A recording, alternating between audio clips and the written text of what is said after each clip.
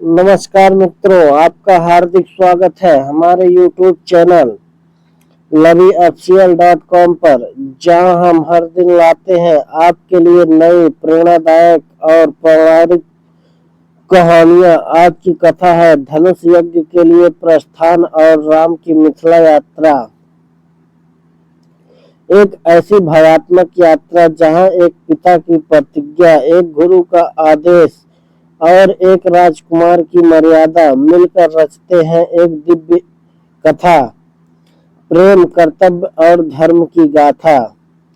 इस कहानी में आप जानेंगे कैसे राम ने वन के कठिन रास्तों को पार करते हुए पहली बार जनकपुरी की पावन धरती पर कदम रखा, कैसे ऋषि विश्वामित्र के यज्ञ की रक्षा करते हुए राम ने पहली बार अपनी शक्ति का प्रयोग किया, और कैसे यह यात्रा उन्हें उस पावन क्षण की ओर ले गई जहां उनकी भेंट हुई माता सीता से।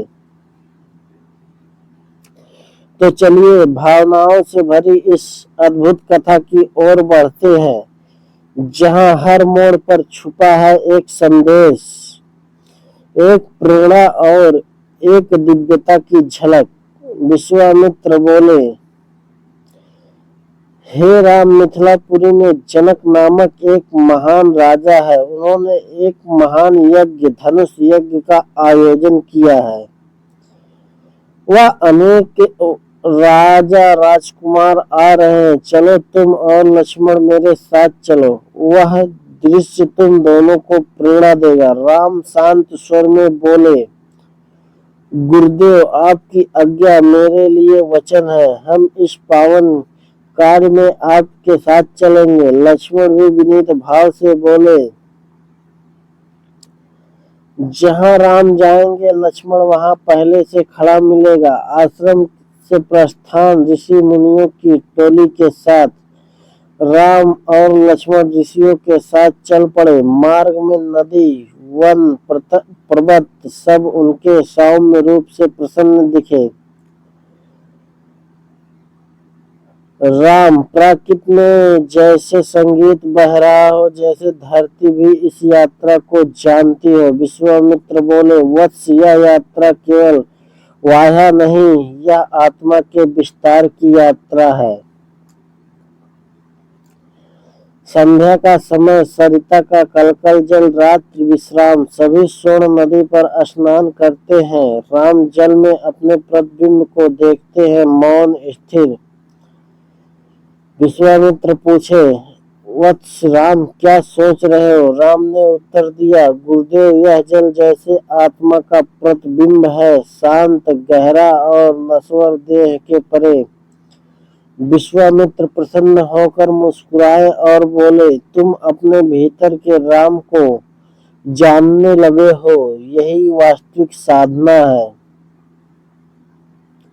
गंगा के दर्शन, सूर्य की किरणें जल पर झिलमिलाती है, पक्षी कलवर करते हैं, वायु सुगंधित है। राम भाव विभोर होकर देखते रहे।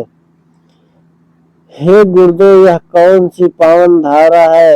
इसे देखकर मेरा मन स्वयं को भूल रहा है, इसका रहस्य जानना चाहता हूँ। विश्वामित्र बोले, यह है गंगा, पतित पावनी तिरुपत गाथा। इसकी कथा जितनी प्राचीन है उतनी ही अद्भुत भी। विश्वामित्र कथा सुनाना प्रारंभ करते हैं। पर्वतराज हिमालय की दो कन्याएं थी, गंगा और उमा। गंगा स्वतंत्र, तेजस्विनी और अनुपम सौंदर्य से परिपूर्ण थी। उमा गंभीर, तपस्विनी और धैर्य की मूर्ति। गंगा को देवताओं ने मांगा और वे उसे स्वर्ग ले गए। वहीं उमा ने शिव को पति रूप में पाया। स्वर्ग लोक में गंगा उमा से मिलती है। गंगा कहती है, बहन उमा, स्वर्ग में बहुत समय बीत गया, मेरा मन अब पृथ्वी की ओर खींचता है, मैं अपने मूल स्थान पर लौटना चाहती हूँ।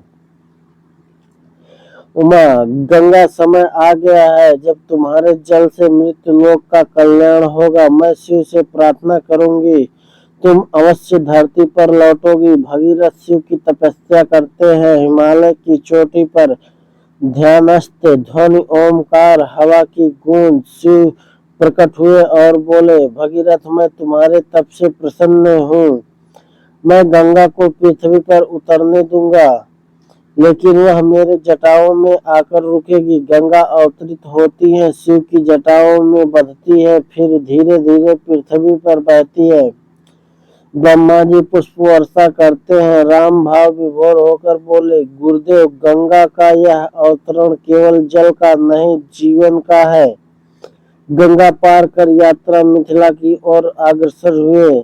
मार्ग में खेत, पुष्प वाटिका, नगर की गूंज सुनाई दी। नगर की कन्याएं जल कलश लेकर स्वागत कर रही हैं और गीत गा रही है।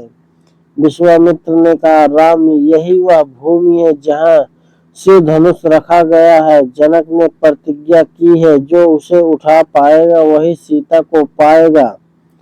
राम शांत स्वर में बोले, यदि यह मेरे धर्म का मार्ग है तो मैं इस चुनौती को भी सादर स्वीकार करूंगा।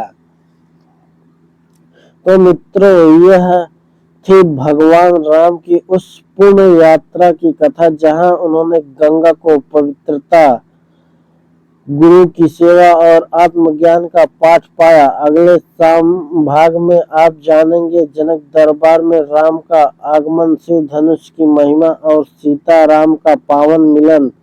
अगर यह कथा आपके मन को छू गई हो तो loveyofficial.com को जरूर सब्सक्राइब करें। जय श्री राम कमेंट में अवश्य लिखें। धन्यवाद मित्रों।